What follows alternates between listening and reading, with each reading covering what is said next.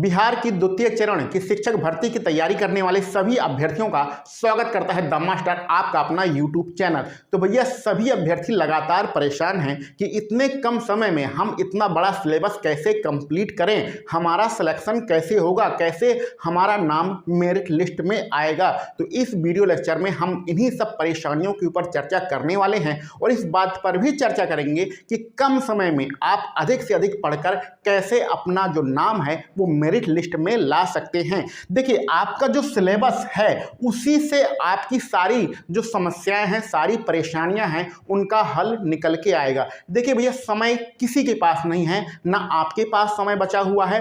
Paper आपका 7 दिसंबर से start होने वाला है और ना किसी दूसरे स्टूडेंट के पास समय बचा हुआ है। आप जब पेपर देने जाएंगे तो आपका भी सिलेबस कंप्लीट नहीं रहेगा, जो दूसरा अभ्यर्थी होगा उसका भी सिलेबस कंप्लीट नहीं होगा, सब एक जैसे ही रहेंगे। तो हमें क्या करना चाहिए, क्या नहीं करना चाहिए, अब हमें कैसे पढ़ना चाहिए और कम से कम पढ़कर हम अधिक से अधिक नंबर कैसे ला सकते हैं, चलिए इसके ऊपर हम लोग चर्चा करते हैं। जो कुछ भी है वो आपके सिलेबस के अनुसार ही हमें पढ़ना है और सिलेबस में ही आपकी सारी समस्याओं का हल दिया गया है। तो पहले सिलेबस पर हम लोग चर्चा कर लेते हैं। जैसे कि आपको पता है, आपका 30 नंबरों का भाषा वाला पेपर होगा।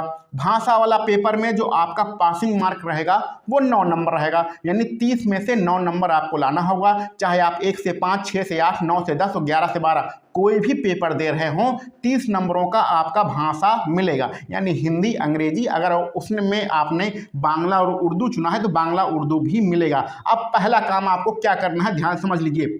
ये भाषा आपको बिल्कुल भी नहीं पढ़ना है, ये 30 नंबरों की भाषा आपको बिल्कुल भी नहीं पढ़ना है, ठीक है। अगर आपके अंदर इतना भी कॉन्फिडेंस नहीं है कि हम हिंदी और अंग्रेजी में पढ़कर 30 नंबरों में 9 नंबर हमारे आ जाएंगे, तो आपको पेपर भी देने नहीं जाना है। आप अभी प्रतियोगी परीक्षाओं के बिल्कुल प्रारंभिक चरण में हैं, तैयारी कैसे की जाती है ये भी आपको नहीं पता है। तो अगर आपके अंदर इतना भी कॉन्फिडेंस नहीं है कि मैं 9 नंबर मेरा पासिंग मार्क आ जाएगा इस 30 नंबरों में, तो आपको पेपर देने ही भैया नहीं जाना है। मेरिट में तो नाम छोड़ दीजिए, सिलेक्शन की बात छोड़ दीजिए, आपको पेपर देने ही नहीं जाना है। कहने का मतलब आपको ये 30 नंबर का जो हिंदी अंग्रेजी है उसको तो किताब उठाना ही नहीं है। आपके अंदर इतना कॉन्फिडेंस होना चाहिए कि 30 में से मेरे 10, 12, 15 नंबर तो आ ही जाएंगे, तो मैं इसको क्यों पढ़ूं। तो पहला टॉपिक आप नोट कर लीजिए कि ये भाषा आपको, किताब भी आपको इसकी उठाना नहीं है, देखना नहीं, इसके तरफ देखना भी नहीं है।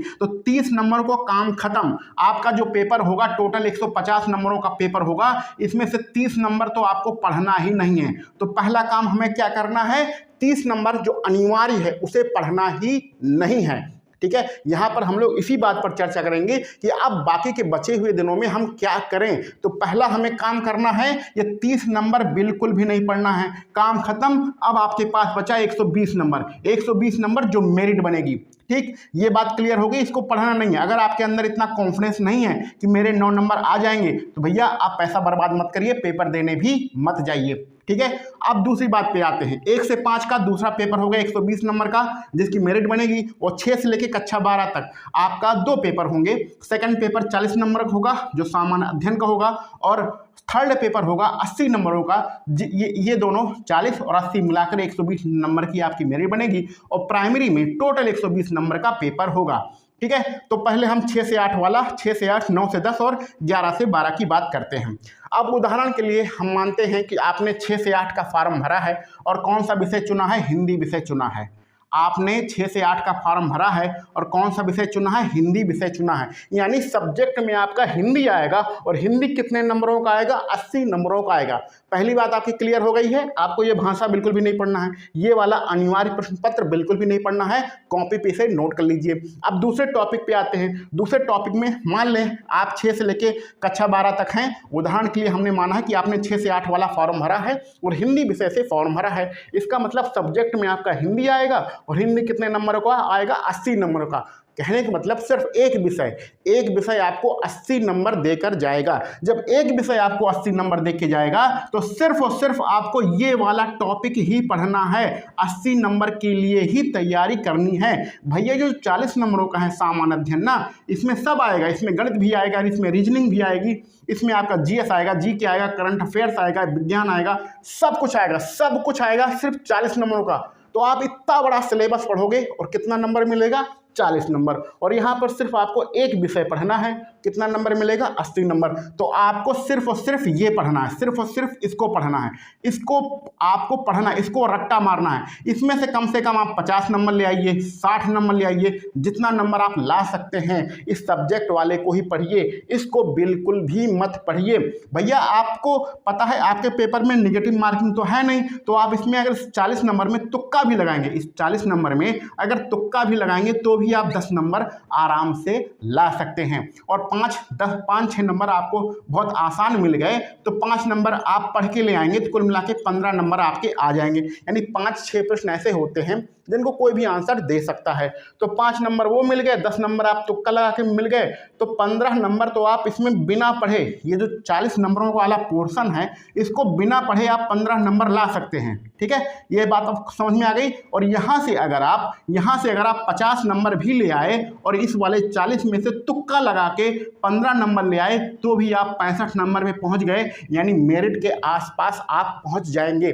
मेरे कहने का मतलब आप समझ रहे हैं, ये वाला जो 40 नंबरों का पोर्शन है ये बहुत बड़ा पोर्शन है। इसको पढ़ेंगे तो कितने नंबर आ जाएंगे? 22 नंबर, 25 नंबर आ जाएंगे। और इतना बड़ा पढ़ना पड़ेगा, लंबा सिलेबस है, आप सिलेबस तो खत्म कर नहीं पाओगे, इतने कम समय में सिलेबस तो खत्म कर नहीं पाओगे। तो इससे अच्छा हम क्या करें कि एक ही विषय पढ़ें, और एक विषय का 80 नंबर का पेपर होगा तो हम उसी में 50 नंबर 60 नंबर लाने की कोशिश करें। और इसमें अगर हम तुक्का भी लगा देंगे तो भी हमारा 10 से 15 नंबर आराम से आ जाएगा।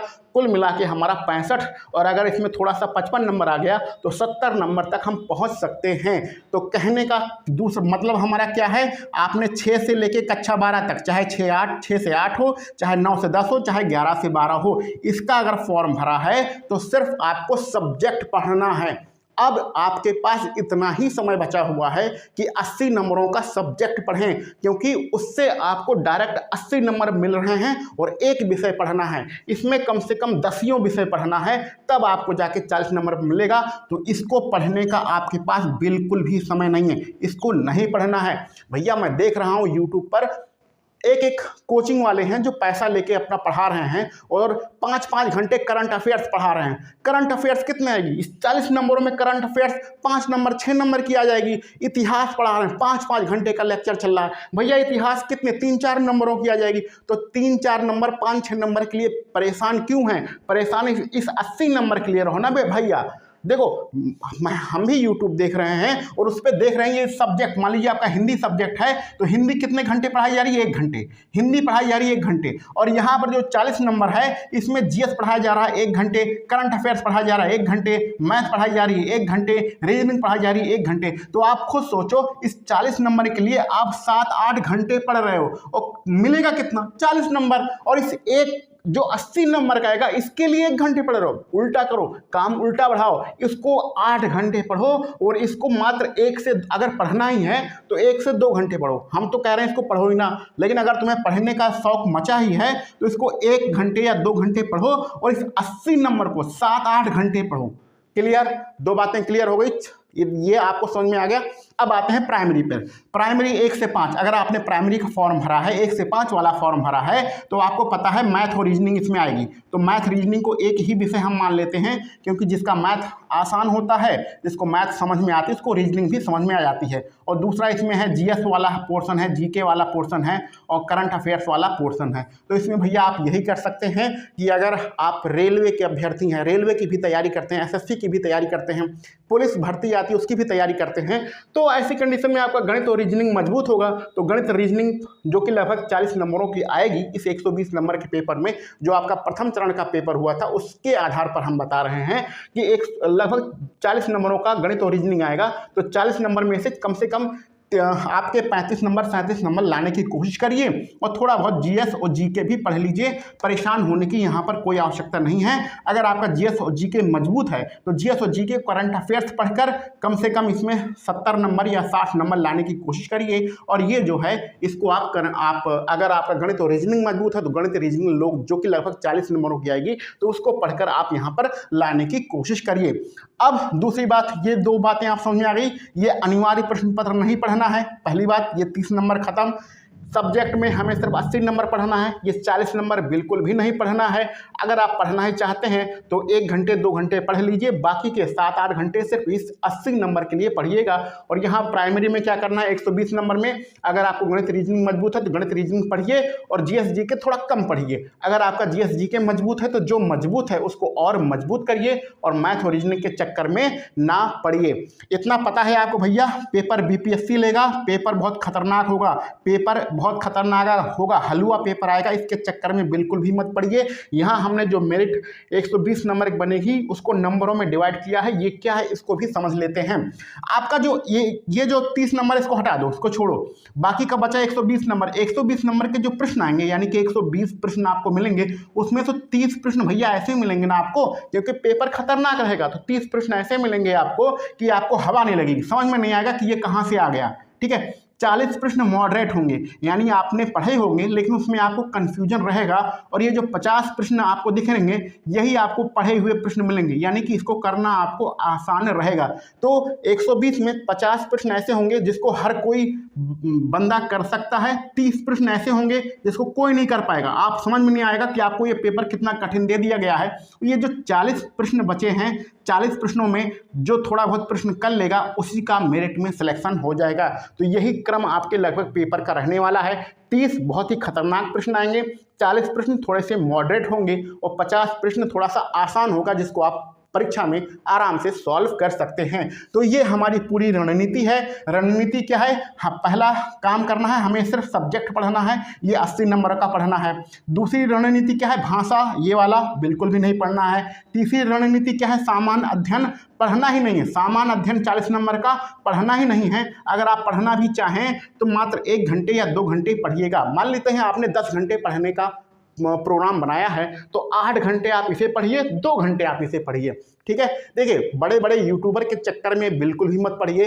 10-10 घंटे वो लोग ऑनलाइन क्लासेस चला रहे हैं। भैया यूट्यूब की वीडियो देखकर और यूट्यूब से पढ़कर आपका सिलेक्शन नहीं होता है। आपके पास जो नोट्स हैं, जो किताबें हैं, उन पर आप जितना ध्यान देंगे, जितना पढ़ेंगे, उसी से आपका सिलेक्शन होगा। तो परेशान होने की कोई आवश्यकता नहीं है। जितना आपके पास समय है उतना दूसरे के पास भी समय है। तो इस समय का यदि आप सदुपयोग करेंगे तो आपका आराम से सिलेक्शन हो जाएगा। और आप दुरुपयोग करेंगे, दुरुपयोग का मतलब क्या हुआ? करंट अफेयर्स इस 40 नंबरों में आएगी 6 नंबर की, 6 नंबर या 5 नंबर या 7 नंबर की। और करंट अफेयर्स के लिए आप 5-5 घंटे की वीडियो देखेंगे तो समय का सदुपयोग नहीं होगा, ये समय का दुरुपयोग भी होगा। क्योंकि अब आपको ज्ञान के लिए नहीं पढ़ना है, आपको पढ़ना है मेरिट के लिए, आपको पढ़ना है नंबरों के लिए। यही काम हमने 69,000 शिक्षक भर्ती में भी किया था। 69,000 शिक्षक भर्ती में भी 1 महीने से कम का समय था। तो उसमें आती है संस्कृत, ये संस्कृत यहाँ पर लिख देते हैं। संस्कृत आती है भैया 10 नंबरों की। एक उदाहरण देख लीजिए कि 69,000 शिक्षक भर्ती में हमारे साथ क्या हुआ था।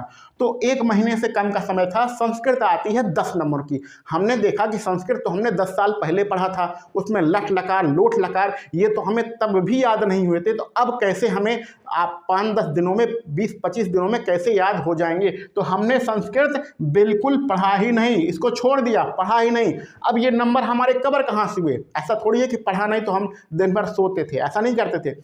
हिंदी आती है 20 नंबर की, तो हमने कोशिश हमारी थी कि 20 में से हमारे 20 नंबर आ जाएं। हालांकि 20 में से 20 नहीं आए थे, 18 नंबर आए थे, लेकिन फिर भी हिंदी हमारा अच्छा गया। मनोविज्ञान 20 नंबर की आती, कोशिश थी कि 20 में से 20 आ जाएं, 20 नहीं आए, 17 आए, लेकिन फिर भी अच्छे नंबर आए। तो कहने का मतलब है जो आपको आता है उस पर आप ज़्यादा ध्यान लेंगे तो आपके नंबर बढ़ेंगे। और अगर जो नहीं आता है उसके चक्कर में पड़ेंगे तो जो नहीं आता वो तो तैयार हो नहीं पाएगा 15 दिनों में। और जो आता है वो भी भूल जाएंगे। तो कहने का सीधा मतलब है सिर्फ सिलेबस के अनुसार पढ़ना है, जहां से हमें नंबर ज़्यादा मिलेगा वो पढ़ना है, हमें अपनी मेरिट में नाम लाना है, हमें सरकारी नौकरी लाना है। सबसे ज़्यादा मारपीट कहाँ पर होगी? ये वाला, ये जो जूनियर शिक्षक भर्ती है 6 से 8 वाला जो जूनियर है, इसी की मेरिट सबसे ज़्यादा जाएगी, क्योंकि जो बीएड वाले बच्चे हैं जिन्हें पिछली बार प्राइमरी से बाहर कर दिया गया था, उन सभी लोगों ने ये 6 से 8 का फॉर्म भरा है, तो इसकी मेरिट सबसे ज़्यादा जाएगी। और ये वाला 9, 10 और 11, 12 तो फ्री में सिलेक्शन हो जाएगा, क्योंकि इसकी सीटें पिछले बार भी खाली हैं, तो इस बार भी आपकी खाली ही रहेंगी। तो इसमें आपका सिलेक्शन फ्री में है। और 1 से 5 में आप जानते हैं ये सिर्फ जो भर्ती ये सिर्फ आरक्षित वर्ग के लिए है, इसमें अनारक्षित वाले बच्चे तो हैं नहीं, तो इसका भी जो मेरिट है वो कम से कम जाएगी। अभी मेरिट के चक्कर में नहीं पढ़ना है, ये अनारक्षित वर्ग की भर्ती है, इसलिए मेरिट सॉरी गलत बोल गए, अनारक्षित नहीं आरक्षित, ये आरक्षित वर्ग की भर्ती है, इसमें अनारक्षित वर्ग के बच्चे नहीं हैं, इसलिए इसकी मेरिट कम से कम जाएगी। और यहाँ 9, 10 और 11, 12 की मेरिट आपके बहुत ही कम रहने की उम्मीद है, क्योंकि पिछले बार भी इसकी सीटें खाली थी और इस बार भी सीटें खाली ही रहेंगी। तो उम्मीद है पूरी रणनीति आप समझ गए होंगे, आपको कैसे पढ़ना है, क्या पढ़ना है, कैसे तैयारी करना है। आज से ही आप लोग अपनी तैयारी को प्रारंभ करिए और ज़बरदस्त रूप से प्रारंभ करिए, किताबों से पढ़िए, बड़े बड़े यूट्यूबर के चक्कर में बिल्कुल भी मत पड़िए। जो आप पढ़ेंगे वही आपके काम आएगा, वीडियो देखने से आपका कोई भी कल्याण होने वाला नहीं है। तो उम्मीद है सारी चीज़ें यहाँ पर क्लियर हो गई होंगी। फिर भी अगर मन में कोई डाउट है तो उसको वीडियो के जो आपका कमेंट बॉक्स है वहाँ पर जरूर लिखिएगा, उन सारे डाउट को हम क्लियर करने की कोशिश करेंगे। चलिए मिलते हैं अगले वीडियो लेक्चर में। आप सभी लोगों को वीडियो देखने के लिए बहुत बहुत धन्यवाद।